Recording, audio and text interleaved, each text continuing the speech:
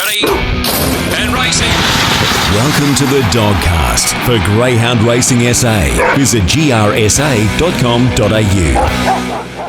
Welcome to the latest edition of the Dogcast, brought to you by Greyhound Racing SA. I'm your host, Brenton Yates, and I'm joined by Greyhound Racing SA's manager, Shaun Mathieson. That's the manager of racing. Yep. And, mate, we've got a big episode, our last episode for 2023. Yeah.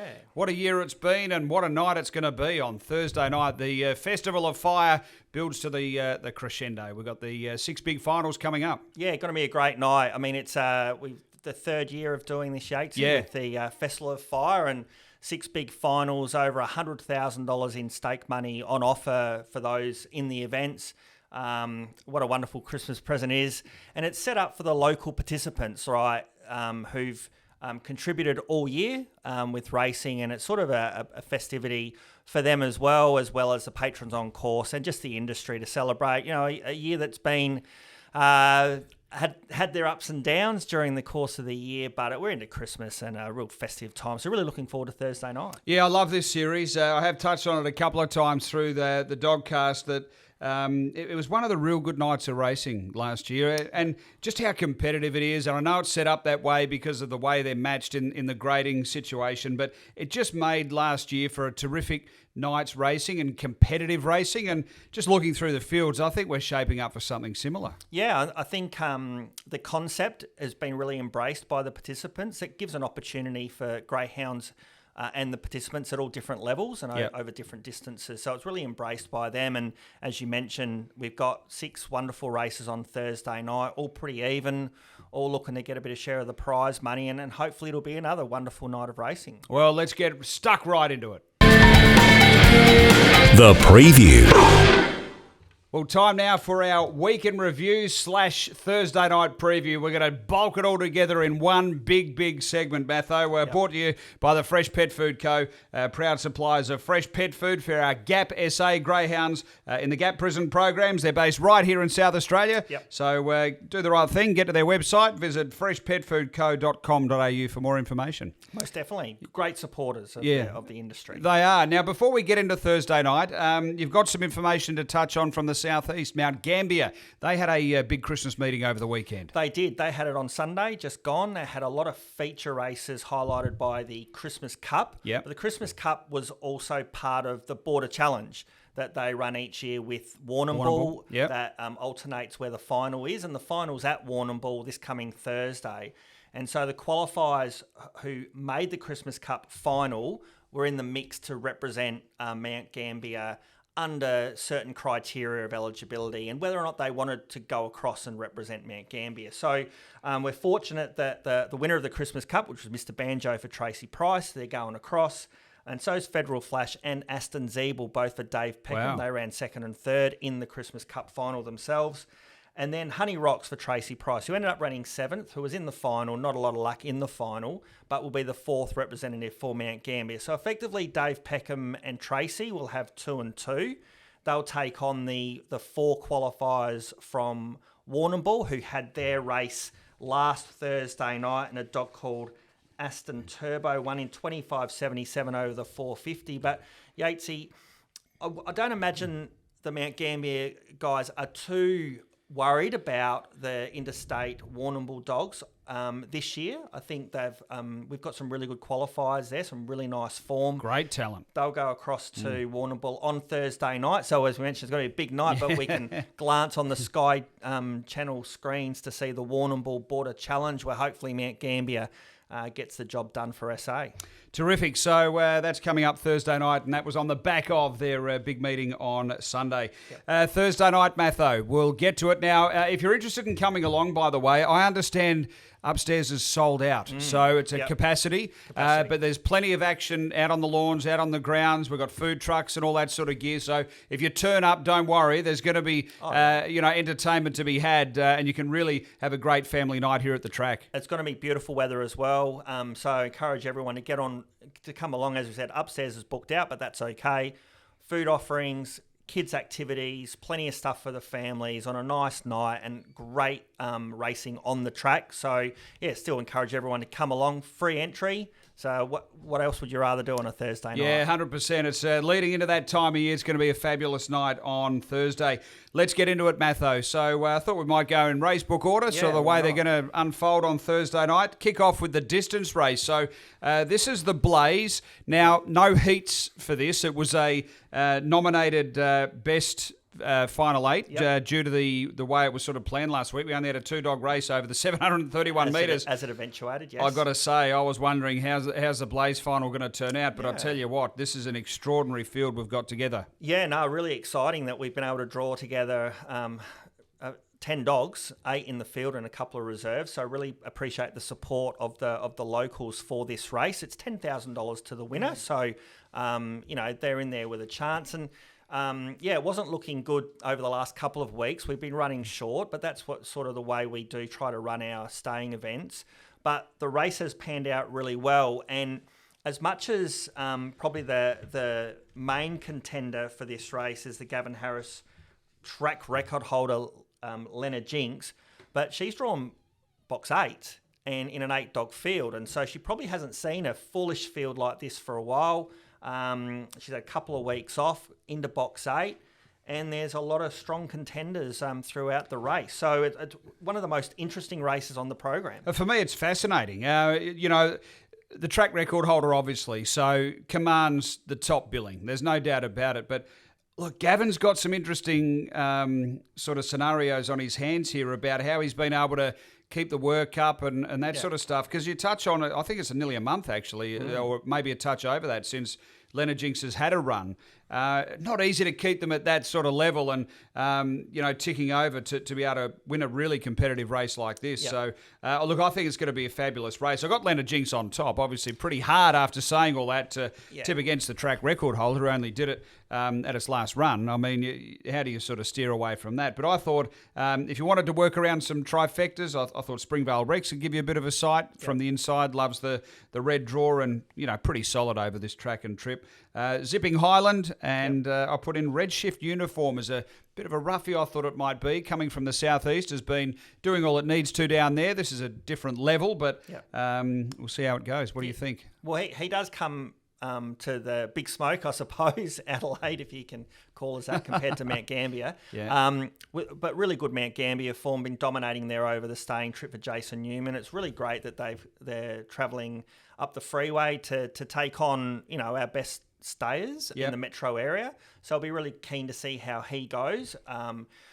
It is a big step up, got to admit, but what better way to test yourself out? I'm a bit like you, Yatesy. I think like Leonard Jinx, I think you just have to fully respect her. I think she has shown enough speed in her races that she can probably get herself up near the speed. The kennelmate Springvale Rex probably is the speed element, probably from a beautiful inside draw for him. With a lot of the other greyhounds, the likes of Under Siege, who's been going really well for Don Turner, getting back in the run and looking to run home. Yep. So I'm leaning for her on top. I think Rex can run second. But yeah, I think there'll be the Thundering Herd will be coming home late, probably into the minor placings. The likes of Machismo and definitely Zipping Highland Amanda Substance, who ran quite well. But I've got her on top.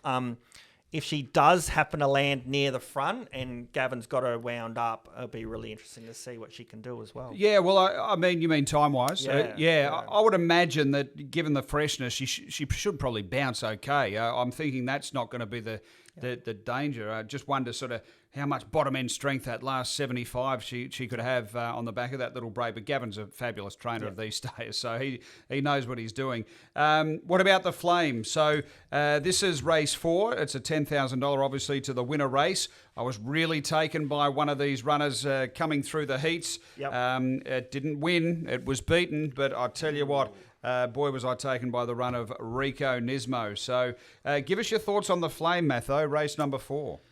Well, really interesting race. So this is sort of the third tier of 530-metre racing. We had the heats last Thursday night, and a really interesting mix of dogs that came into this series where you've got the young, inexperienced, up-and-coming dogs, and you had the really professional, hardened campaigners Masters dogs, 4-year-old and older. 3 of them qualified for the final and a couple of young ones. A really interesting mix. These dogs would not normally compete against each other, Yatesy, which I think is one of the beauties of the series. Yeah. That they come together on their absolute current form right now. So really interesting race. I'm leaning a little bit towards the inside dogs who've drawn probably a little bit better. Weblake Flame, and who's the experienced dog, loves an inside draw and actually showed really good speed last week to lead and was strong at the end. And All About Larry for Ashley Griffiths. I mean, that kennel, Yatesy. I mean, we've got a lot of kennels on fire, and we'll talk about Rob Harness probably a little bit. He had 6 winners at Murray Bridge on Friday, but Ashley Griffiths, I mean, pretty much all of her dogs are showing really strong and consistent form. And this greyhound's only had, 5 starts, won 2 of them, and showed good speed as well last week to win his heat. I'm leaning a little bit towards him. I think that the 2 and the 1 will be strong, but I could not have been any more taken like you with Rico Nismo. We know that he's a Group 3 winner. Yep. He took care of a hot field for the Brian Johnson, but he got a long, long way back. And I'm just a little bit concerned, though.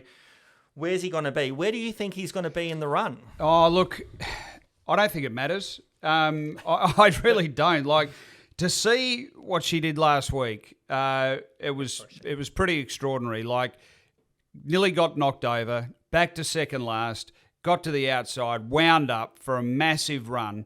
Took a lot of ground off All About Larry, who was the quickest qualifier, incidentally. Yep. And what you say about the closeness, like take All About Larry out of it, like between the winner and this second dog, there was like half a length in all heat wins and Rico Nismo. All About Larry was 2 lengths better. But Rico, look, it can still find a little bit of bother and she'll be charging at the very end.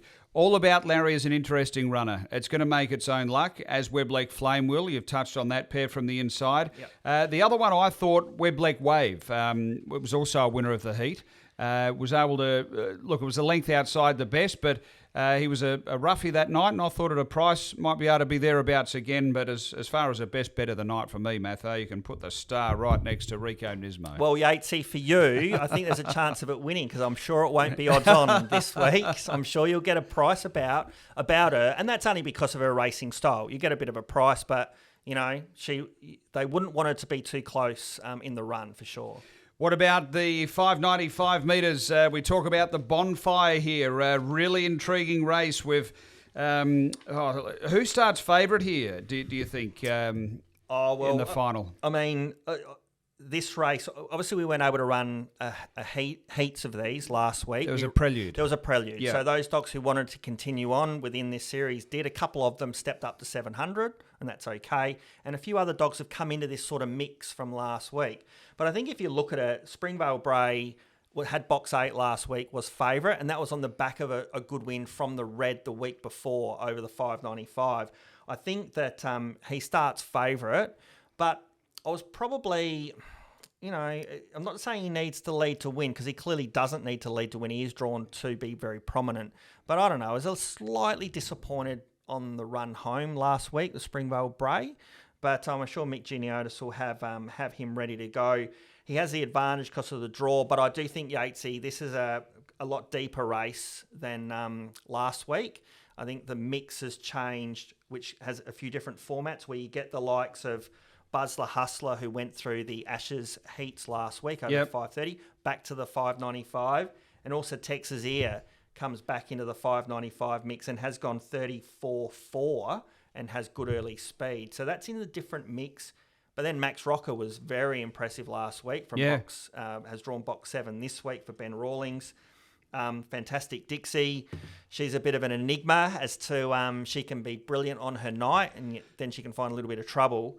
And Could Be King, we know the ability of this dog, what he has with clear running. He can run past anyone. It's just he's drawn box 4. It's probably going to be a bit tougher. But I think in answer to your question, clearly Springvale Bray's favourite, but I can't see it being a really wide open market. Yeah, I thought he'd be the leader, Springvale Bray. I thought booting through would be the key to this race, and I thought it'd nearly be enough in that early part to set it up. I think Texas Era is the big danger.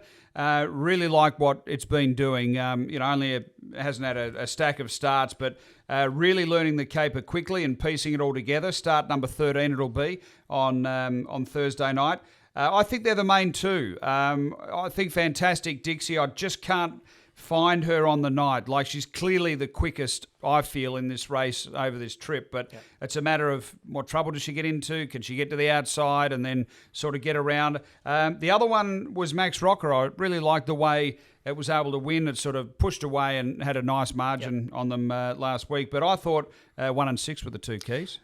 And without even mentioning Dashing Deb, who led last week, now goes to a wider draw this week. But she does have really good speed, and that could throw everything out. If she happens to jump the lids and lead, now I don't think she's got the strongest on the way home, but she's going to be in front and might create a little bit of traffic for some of these other dogs. Yep. So I don't think I think it could potentially not be as straightforward as, okay, we think Springvale Bray, but he's got the advantage. I'd have him on top. Yep. He's drawn to, if not lead, be right on speed, and he's shown that he can defeat similar lineups. Have him on top.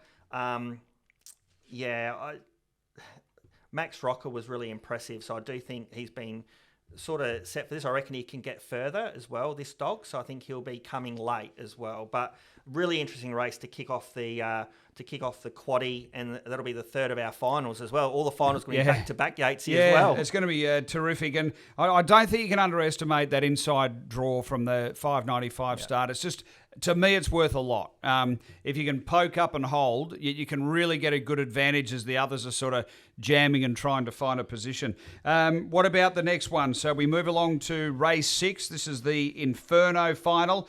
Another really intriguing race, but I got to say I was quite taken by the run of Minter Redeem through the heats. You know, ran 30 and 55. I thought was really dominant first look here at Angle Park. Had been doing all its racing at Murray Bridge. Do you see him as the main player here? Is he on top for you? Yeah, I think so. I mean, of the heats last week, he was clearly the standout. Take away the Ashes performers, the open dogs. Yeah. Out of all the dogs that were in sort of that sort of mix of second and third tiers, he went clearly the quickest of any of them in winning his heat. And so I think, and he showed good early speed.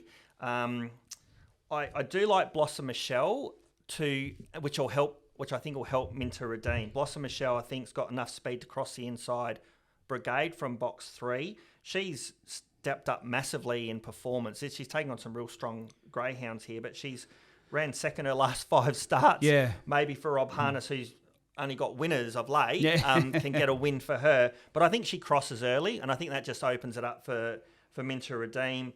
And Fantastic Ada out of the 5, who's the Murray Bridge Oaks winner and ran a good second last week, likes to stay off. Stays right up. She was very heavily back last week, and she drew the 3 and just stayed 5 and 6 deep around that first bend and swept around.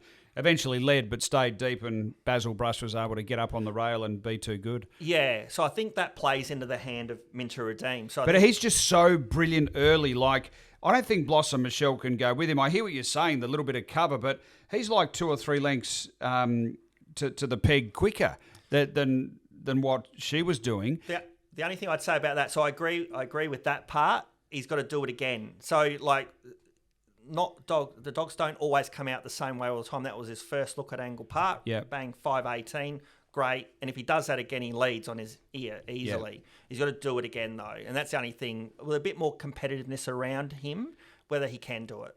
Well, I'm very confident with him. I like the way he really pushed through that winning post the first time. He sort of stretched hard and looked strong.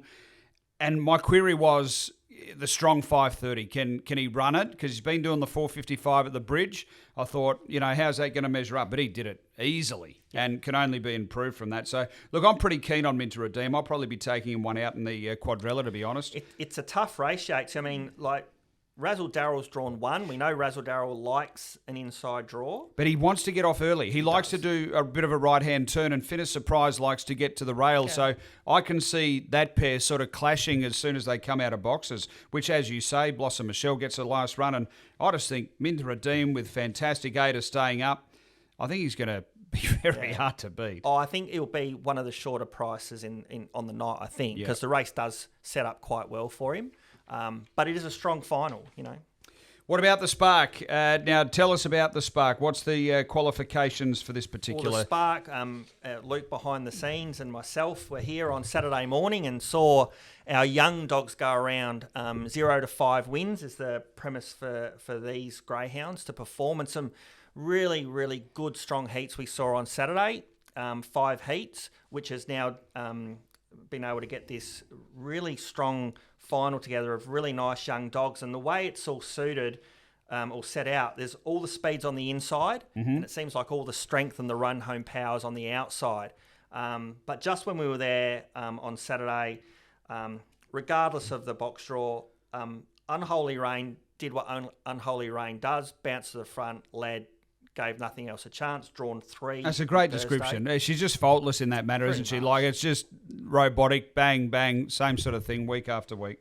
I mean, a lot of Robin's dogs show a lot of early speed, Robin McKellar, but she does it on a consistent basis, and she's won good races because of it.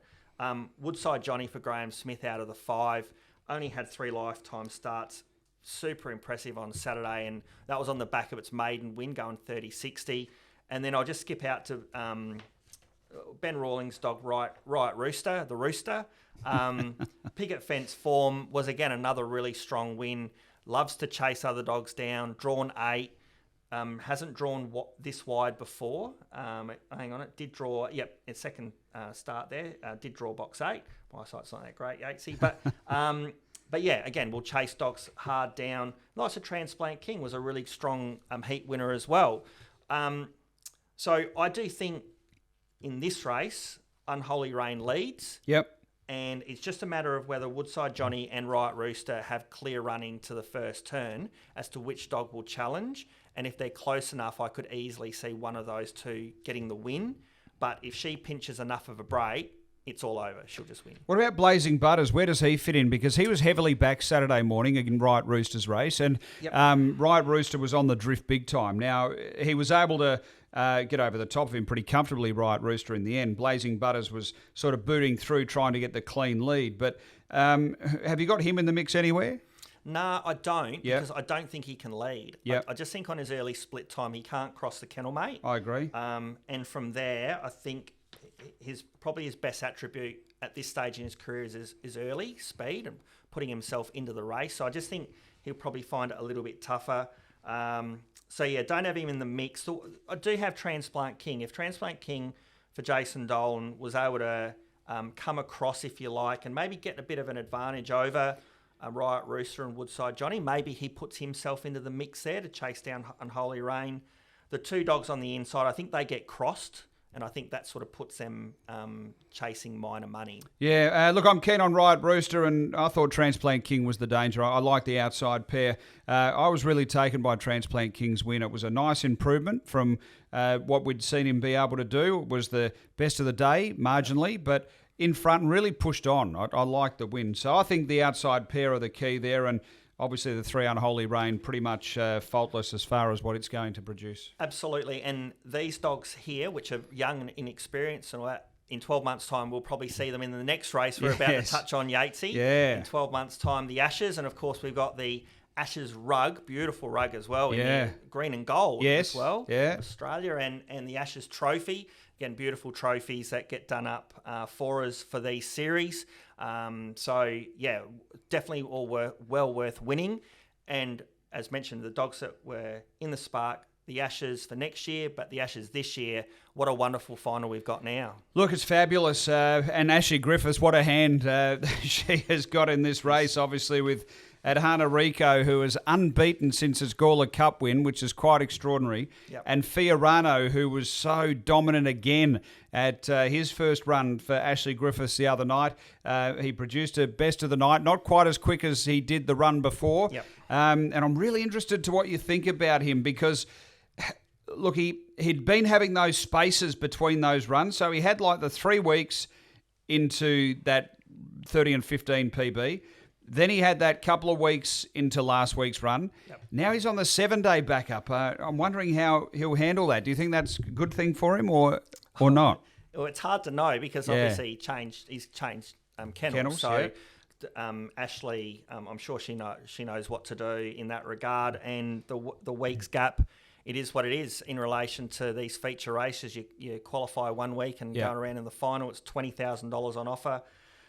If you look at Fiorano, apart from maybe just one start, that's just an exception to his performance. He's really consistent performer, and his early speed is quite consistent. If he can show that again, he's going to challenge. He'll be up there on speed again. But the Where's Poppy out of the one, I just think Where's Poppy leads. I think she has the speed to lead. And she was still a good run last week with Hana Rico chasing. It looked like Hana Rico had her at any point. He sort of, as long as he sort of decided to go past her in the sense of go to the inside, go to the outside, right, I'm going to the outside, right, go past. A matter of, I think that he's got that extra gear probably. But, I mean, if Where's Poppy can begin, as she does, pinch a bit of a break at Hana Rico comes out not as good, it's going to be an interesting race. And if Fiorano comes across, you never know. I mean, Springvale Roxy's also an interesting one. I mean, she looks to be, back to somewhere near her absolute best. She took out this race 12 months ago, Yatesy as well. What a full training performance by Mick. If she could get the job done, she has the early speed, but I just think they'll all push up on her inside and she might just be looking to that minor money. But, I'm leaning a bit towards Hana Rico. The draw suits. Going to get the run. Where's Poppy for second and Fiorano for third? I think it's going to be tough for the other dogs. Whilst Ravers Army's qualified and was a good run, will be benefited by that run. The likes of Duna and Mapunga Roz out wide, going to struggle to get into the race. But how did you see it? Look, I just feel that Hana Rico's, he's found his vibe, Matho. He's confident. It's like he knows what to do and knows how to get it done, and he's confident in his own ability, believes in himself. That's what it looks like to me. It's like he now is, knows that he can lift out, go up and tear away. And I thought the other night was a really good example of him figuring it out, and you put it beautifully, the way that he sort of went about winning the race. And I love winning form. Obviously, there's not going to be a super price. 8 in a row is not easy to do. No. And especially in a race like this, but he's just going so well. And I'm really happy for Ashley and the team about how well he's going for him. I thought Fiorano would be, a really big danger. I didn't know if he could get over in front of Where's Poppy, maybe in the early part. I wasn't sure. It's going to be a really interesting battle early. I thought Where's Poppy was brilliant, And look, I liked the run of Doonan as well last week. So it's come home similar-ish to at Hana Rico. They were sort of down the back, and margin-wise, it's held that to the line. I didn't mind its run. Now, look, this is a different class, but I've got it in for the first 4. So I've gone at Hana Rico to beat Fiorano, the Ashley Griffiths Quinella. One, you mentioned there, Fiorano happened to cross Where's Poppy. Yeah. At Hana Rico, 3 back. Can at Hana Rico chase down Fiorano with an extra dog in between them if they enter the back straight? Yeah, well, we're going to find out, aren't we? Like, time-wise, Fiorano's got enough in the engine to hold off at Hana Rico as far as, if you try and drill down sectionally. Fiorano in front can certainly do enough to hold at Hana Rico. It's a matter of what energy it has to use Fiorano to get over, and then what sort of run at Hana Rico can have in the chase down to see what happens. And Where's Poppy sort of in between the pair is absolutely going well. The beauty of these sort of feature finals, again, a lot of money on offer, and you get to see the best of the best compete. And so that's what we're going to see in race 8, no doubt. It's going to be definitely from race 3, well, the whole program. You see the 12 race on the program, but from race 3 to race 12, it's got to be, compelling viewing. And it's going to be great you calling as well. Yeah. I'm sure you're going to get up and about with all of them. You'll be watching from your little vantage point, the winning post sort of dining table area, Matho, sort of straight in front. Yep, love sitting there. What about a best bet? What have you got for Thursday night that we can get the teeth stuck right into? Okay, well, I'm going to go early. Wow. I don't really sort of hang back. And Yeah, we're going to go good. early. Yeah. So we're going to go with race 1, number 3, Wow. Fast Headache. Get your money early. Well, you think she leads, do you? Yeah, I do think she leads. Wow, okay. I think when I say I think she leads, I think Peace Bell on her outside, drawn the 4, has good early as well, but not overly strong. So I think she either leads or lobs second. Okay. I think she's shown enough. She won a heat of the Murray Bridge Oaks. Not a lot of luck in the final. I think she can put herself in a really strong position early in the race and get the job done for the Dogcast listeners. Oh, there you go. I'm with Rico Nismo. That's going to be my best later on tonight. On Thursday night, I really like the way it went about its run. And you look, when you're doing the replays, Matho, every now and then you just get a little tingle when you see something that is not usual. And I saw that with Rico Nismo. So that's going to be my one for Thursday night. So that's race 4, number 5. I'll be watching that race with interest. I don't normally get the tingles when I watch the replay, Yatesy, but if it can produce that sort of performance and be close enough, really exciting. Group 3 winner already. So, it's going to be a great night of racing. Well, terrific stuff. Enjoy Thursday night, Matho. Have a great Christmas, and we'll get stuck into it all again. You too, Yatesy. Thanks for your time all year doing the Dogcast. Been wonderful hosting and been great sharing the microphone with you. Terrific stuff. Good on you, Matho. We'll see you all at the track Thursday night for the Festival of Fire.